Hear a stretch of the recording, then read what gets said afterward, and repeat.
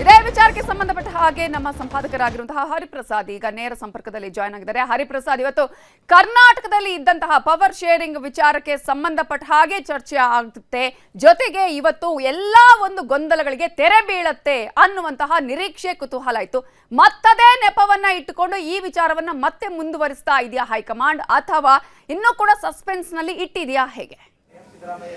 ನವಿತಾ, ಒಂದು ಅತಿ ದೊಡ್ಡ ಜೋಕ್ ಅನ್ನ ಇವತ್ತು ಕರ್ನಾಟಕದ ಜನ ನೋಡಿದ್ದಾರೆ. ಇದಕ್ಕಿಂತ ಅದ್ಭುತವಾದಂತಹ ಜೋಕ್ ಅನ್ನ ನೋಡೋದಕ್ಕೆ ಸಾಧ್ಯ ಇಲ್ಲ. ಇದು 2026ರ ಅತಿ ದೊಡ್ಡ ಜೋಕ್ ಅನ್ನ ಇವತ್ತು ದೆಹಲಿಯ ಇಂದಿರಾ ಭವನದ ಮುಂದೆ ನಿಂತು KC ವೇಣುಗೋಪಾಲ್ ಅವರು ಹೇಳಿರುವಂತಹ ಮಾತುಗಳು. ಒಂದು ಮಾತನ್ನ ನಾವಿಲ್ಲಿ ಗಮನಿಸಬೇಕು. ಆರಂಭದಲ್ಲೇ ಮಾತನಾಡುವ ಸುರ್ಜೇವಾಲಾ ಅವರು ಹೇಳ್ತಾರೆ, ಯಾವುದೇ ಕಾರಣಕ್ಕೂ ಇಲ್ಲಿ ಪ್ರಶ್ನೆಗಳು ಇಲ್ಲ, ಯಾವುದೇ ಪ್ರಶ್ನೆಗಳನ್ನು ತೆಗೆದುಕೊಳ್ಳೋದಿಲ್ಲ, ನಾವು ಕೇವಲ ಬ್ರೀಫಿಂಗ್ ಅಷ್ಟೇ ಅಂತ ಹೇಳ್ತಾರೆ.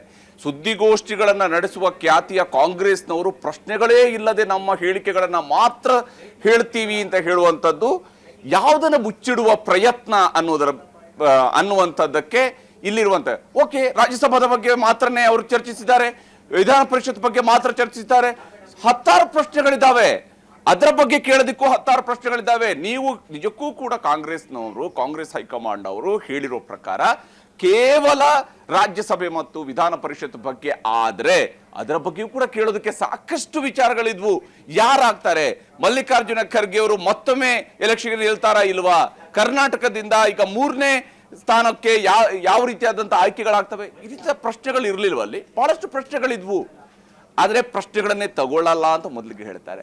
KC ವೇಣುಗೋಪಾಲ್ ಅವರು ಹೇಳ್ತಾರೆ, ನಾವು ಬಹಳ ಡೀಟೇಲ್ ಆಗಿ ಮಾತಾಡಿದ್ವಿ, ನಾವು ಮಾತನಾಡಿರುವಂಥದ್ದು ರಾಜ್ಯಸಭೆಯ ಬಗ್ಗೆ ಮತ್ತು ವಿಧಾನ ಪರಿಷತ್ ಬಗ್ಗೆ ಅಂತ ಹೇಳ್ತಾರೆ.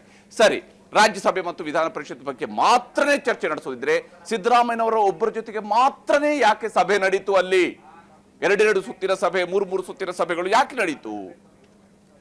KPCC ಅಧ್ಯಕ್ಷರ ಮೇಲೆ ಹಾಗಾದ್ರೆ ವಿಶ್ವಾಸ ಇಲ್ವಾ? PCC ಅಧ್ಯಕ್ಷರ ಜೊತೆಗೆ ನಂತರ ಮಾತ್ರ ಸಭೆ ನಡೀತಾ? ಯಾವ ಸ್ವರೂಪದಲ್ಲಿ ಸಭೆಗಳಿವು? ಯಾವ ಕಾರಣಕ್ಕಾಗಿ ಹಾಗಾದ್ರೆ ದೆಹಲಿಗೆ ಇಷ್ಟು ಕರೆಸ್ಕೊಂಡು ಬಹಳ ದೊಡ್ಡದ? ಯಾಕಂದ್ರೆ ಕರ್ನಾಟಕದ ಹಾಗಾದ್ರೆ ಲೀಡರ್ಶಿಪ್ ವಿಚಾರದಲ್ಲಿ ಕಾಂಗ್ರೆಸ್ನ ನಿಲುವೇನು?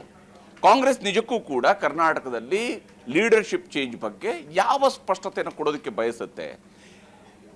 ಸಂಪುಟ ಪುನರ್ರಚನೆ ಆಗಬೇಕು ಅಂತ ನಿರೀಕ್ಷೆಯನ್ನು ಇಟ್ಕೊಂಡಿರ್ತಕ್ಕಂತಹ ಕಾಂಗ್ರೆಸ್ ಶಾಸಕರು, ರಾಜ್ಯದ ಜನ ಬಯಸಿರುವಂತದ್ದಲ್ಲ, ಕಾಂಗ್ರೆಸ್ನ ಶಾಸಕರು ಬಯಸಿರುವಂತದ್ದು ಸಂಪುಟ ಪುನರ್ರಚನೆ ಆಗಬೇಕು ಅಂತ ಹೇಳಿ. ಅದಕ್ಕೆ ಏನು ಉತ್ತರ? ಇದ್ಯಾವ ಪ್ರಶ್ನೆಗಳನ್ನು ಕೂಡ ತೆಗೆದುಕೊಳ್ಳಲಾರದೆ ಕೇವಲ ರಾಜ್ಯಸಭೆ ಮತ್ತು ವಿಧಾನ ಪರಿಷತ್ ಬಗ್ಗೆ ಮಾತ್ರನೇ ಮಾತನಾಡಿದ್ದೀವಿ ಅಂತ ಹೇಳೋದಾದ್ರೆ ಬಹುಶಃ ಕಾಂಗ್ರೆಸ್ನ ನಾಯಕರುಗಳು ಯಾವುದನ್ನೋ ಒಂದನ್ನು ಮುಚ್ಚಿಡೋದಕ್ಕೆ ಪ್ರಯತ್ನ ಪಡ್ತಾ ಇದ್ದಾರೆ, ಅದಂತೂ ಸ್ಪಷ್ಟ ಇದೆ. ಆದ್ರೆ ಏನು, ಯಾವ ಕಾರಣಕ್ಕಾಗಿ ಇವತ್ತಲ್ಲದಿದ್ರೆ ನಾಳೆ ಅದು ಹೊರ ಬಂದೇ ಬರುತ್ತೆ. ಯಾಕಂದ್ರೆ ನಾಯಕರುಗಳಾಗಿರುವಂಥವ್ರು ರಾಜಕಾರಣ ಅಂತ ಹೇಳಿದ ಮೇಲೆ ಎಲ್ಲವನ್ನ ನೇರವಾಗಿ ಹೇಳಲೇಬೇಕಾದ ಅವಶ್ಯಕತೆ ಇರಲ್ಲ, ಅದರ ಆಚೆಗಿನ ಕೆಲವೊಂದು ಸಂದೇಶಗಳ ರವಾನೆ ಇರಬಹುದು.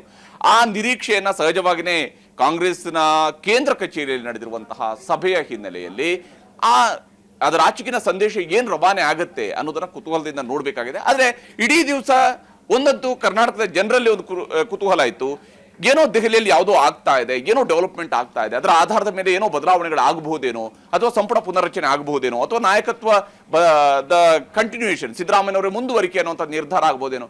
ಯಾವ ನಿರ್ಧಾರವನ್ನೂ ಕೈಗೊಂಡಿಲ್ಲ ಅಂತ ಹೇಳಿ ಆದ್ರೆ ಕಾಂಗ್ರೆಸ್ ಹೈಕಮಾಂಡ್ ಇಷ್ಟೊಂದು ದುರ್ಬಲ ಆಗಿದ್ಯಾ? ಒಂದು ಡಿಸಿಷನ್ ಮೇಕಿಂಗ್ ಅಲ್ಲಿ ದುರ್ಬಲ ಆಗಿದ್ಯಾ? ಯಾವ ಸ್ವರೂಪದಲ್ಲಿ ಕಾಂಗ್ರೆಸ್ ಹೈಕಮಾಂಡ್ ಕೆಲಸ ಮಾಡ್ತಾ ಇದೆ?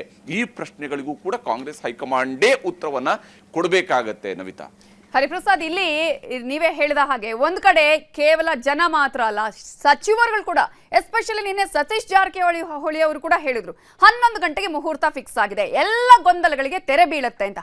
ಹಾಗಾದ್ರೆ ಸಚಿವರುಗಳಿಗೂ ಕೂಡ ಗೊತ್ತಿತ್ತು ಇಲ್ಲಿ ಒಂದು ಈ ಮೀಟಿಂಗ್ ಆಗುತ್ತೆ ಅನ್ನುವಂಥದ್ದಾದ್ರೆ ಯಾರನ್ನ